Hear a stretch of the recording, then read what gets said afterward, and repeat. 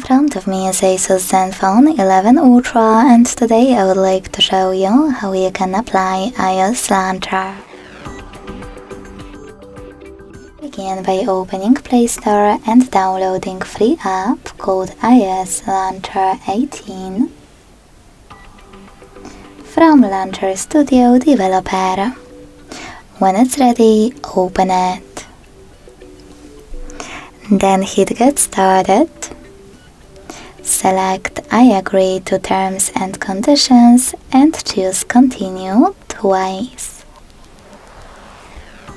Now click on While using the app in the pop-up and allow in all the other ones.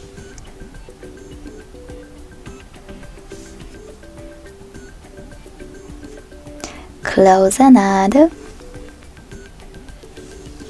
And finally, adjust all of those options however you want to. When you finished, hit Set as Default at the top, tap on iOS Launcher and wait. As you can see, Apple layout was applied successfully on my device. If you wish to switch between your layouts, you can always do that by going back to Launcher app, choosing Set as Default and tapping on Asus Launcher. Thanks so much for watching. If you enjoyed this video, don't forget to leave a like, comment and subscribe. Bye!